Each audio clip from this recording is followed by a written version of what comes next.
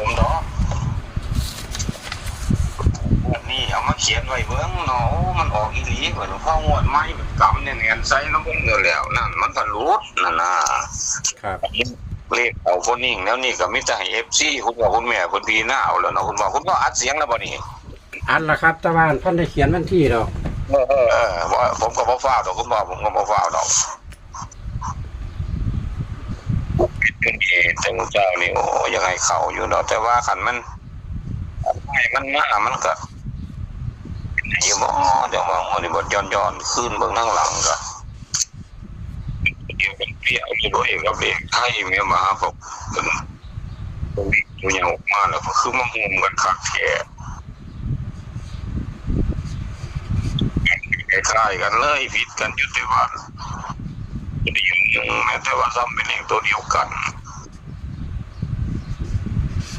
อันนี้ตัวหลักมันกับตัวเดียวกันเป๊ะเลยแม่กับของไทยแม่ผิดแต่ว่าตัวที่เขามาแทรกมันผิดกันตัวเดียวตัวเขามาแทรกของเรามันเป็น7ของผมมันเป็น0นี่มันวันที่16นี่มันต้องครับวันที่16ครับอันเอาอันพ่ออันให้อันพ่อนี่ให้หลายเจ้าอยู่ที่นอกแม่นบ่นี่มันมีอยู่2-3ช่องนี่คือกันนั่นมีช่องนึงผมเอาให้เพิ่นเอาให้พร้อมกันกับอันให้คุณพ่องวดแรกเลยที่ผมปล่อยเรียกออกไปนะครับโอ้ผมด้วยเด้อที่มันคือกันนั่นมันสิงเว้ากันเดียวกันนั่นล่ะคุณพ่อตัวเดียวกันนั่นล่ะที่ให้ไปกันบ่ผมมันเห็นอันเสี้ยนขาดปัดอันเว้าสู่ฟังผมก็เขียวจักอันนั้นลูกผมตัวนั้นลูกผมตัวนั้นนั่นล่ะเพิ่นเว้าสู่ฟังว่าพอฮักตัวหันว่าซั่นเพิ่นว่าหมอก็ซ้ำลูกล่ะเพราะว่าแกมันเป็นลูกตั้งแต่ผมมาหมุนอยู่ตรงกับเพื่อนแรกๆแกเป็นแน่นหน่อยมากมันเป็นนั่นลูกกันบ่เบิ่งคลิปพวกผมบอกว่าผมไปนั่งเอาเลขกับหมอถ้ำเพิ่นพานั่งเอาเลขผมเห็นของไปเอาน้ำปูฤาษีนั่นผมเห็นบ่ทุกคลิปแล้วคุณพ่อผมนำปูฤาษีผมบ่ได้ไปเด้นั่นปูฤาษีบ่ได้ไปแต่ว่าคุณพ่อไปเอาใส่น้องมัน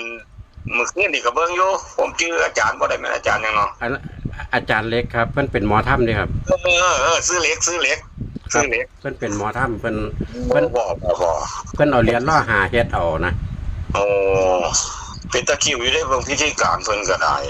คิวอยู่อันคันเหรียญปลอมนี่มั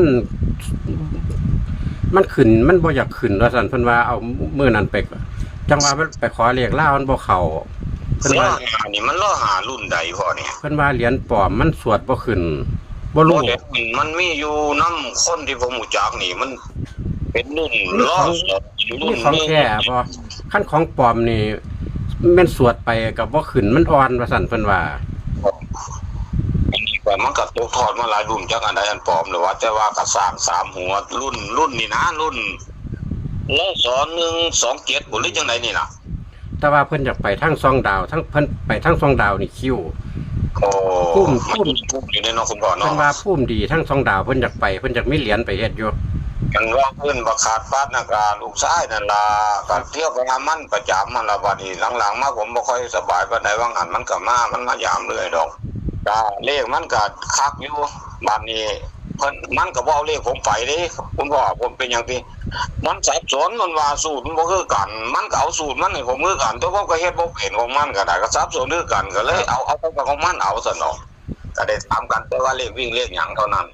เพราะว่ามันบ่เข้าใจในสูตรของแกนะแกก็บ่เข้าใจในสูตรของผมมันนะอันตั้งแดนเฮาเลขวิ่งตัวใดครับอันตั้งแดนงวดนี้เนาะคุณพ่อเนาะวันที่16เนาะครับเดี๋ยวพี่กี่ได้กี่เว้าอีกล่ะวันนั้นเฮาบอกไปในอื่นบ่เนาะเฮาเว้าไปนอกเรื่องล่ะพฤษภาคม2568นี่เด้อคุณพ่อเด้อวางหันก็ขอตัวหลายๆเด้อคุณพ่อ FC เห็นคุณพ่อคุณแม่ FC พวกเขามาเบิ่งก็ได้มันก็ขึ้นแต้มลงแต้มเนาะครับเดี๋ยวนี้ก็คล้ายๆกันกับเกี่ยวที่แล้วเด้อมันมีตัวหลักแล้วก็ตัวที่เขาไปเสียบเขาย่างเก้านั่นล่ะเด้อมี2 3 4 8 2 3 4 8คุณพ่อแล้วก็ตัวที่เขาไปติดก็มี7กับ9คุณพ่อ7กับ9แล้วปันนี้ก็สิจับอันไป6 ชุดต่อเก่าเด้อคุณพ่อเด้อครับมี2 3คุณพ่อ หมายว่าเดียวกันเปรียบเลยล่ะครับเลขที่ผมปล่อยออกไปเลขบ้านเฮานั่นผมคิดว่ามันไหลมาแล้วมันเป็นอันนี้บ้านนี้ก็ต่อมากับ24คุณพ่อปี28แล้วก็34แล้วก็38แล้วก็48คุณพ่อ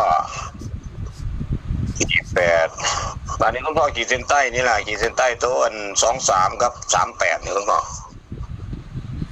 ตัวนี้แหละ 23กับ38ครับ2ตัวนี้วันนี้เอาตัวกัน3ตัวคือเก่าเด้อคุณพ่อเด้อมี87ไ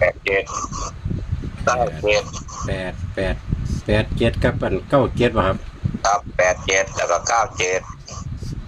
แล้วก็27ขึ้นก่อนถ้าวันขีดเส้นใต้ตัว87นี่ล่ะผมแน่ตัวกันเด้อตัวกันแน่ครับตัวนี้บาทนี้ก็เอาเลข3ตัวผมเนี่ยคุณพ่อจัก4จุดเด้อต้องกันก็ให้ไปมี3จุดเนาะผมหมายว่างั้นเนาะวันนี้อยากเพิ่มขึ้นจุดนึงเป็น4จุดเมื่อกี้นี่มันมี793ตัวนึงหัน FC เพิ่นจับไปเพิ่นไปตัดซื้อเพิ่นอาจจะถืออยู่ดอกแต่ว่าหั่งก็สิบ่ตัดดอกเนาะมันสิเลิกเนาะคุณพ่อเนาะครับสิมามองเห็นเอานี่ล่ะ3ตัว4ตัวนี่ล่ะเลข3ตัวเด้อคุณพ่อเด้อตัวแรกมี659 659บ่ครับนี่นะย่านซีมันขึ้นแต้มเป็นหาหน้าบัดนี้มันสิแลกกับได้เก่าผมเลยเหตุการณ์ไว้ดอก6กับย่าน7ลงแต้มเป็น6มันน่าก็เลยเหตุการณ์ไว้ซื่อๆบัดนี้ก็ตัวที่2253คุณพ่อ53บัดนี้ก็ตัวที่3ก็238คุณพ่อ38 248ตัวสุดท้ายคุณพ่อขีดเส้นใต้นี่แล้วก็พอ238กับ248คุณพ่อครับตัวนี้ล่ะทั้งเบิดทั้งม้วนตัวนี้แล้วก็พอเด้อครับยังไงกับคุณพ่อคุณแม่พวกเขาเบิ่งกับพี่หน้าเบิ่งต่อยอดเอาบางทีผมก็โคไว้น่ะเห็นบอกเมื่อกี้ผมก็มีอยู่95ก็ขึ้นแต้มเป็นตัวนึงมันอยู่น้ำบุญพลาเนาะคุณพ่อเนาะครับนี่จะเฮ็ดจังไดผมก็อยากให้ FC เพิ่นถือให้พี่หน้าเจืออันคิดว่ามันโต2ต่อล่ะวันที่16เข้านี่ทั้งบ้านเฮาทั้งบ้านเพิ่นล่ะเนาะขอให้ร่ำรวยทุกคนเด้อร่ำรวยครับสวัสดีครับไปโชคดีสวัสดีครับ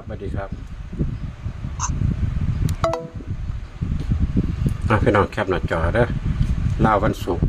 เสี้ยนผาสุกบนรางวิ่นบนราง2348 79จับคู่232428 343848เน้นที่2338ตัวกันนี่คือ87แล้ว97แล้วก็27ได้พี่น้องอันนี้ตัวกัน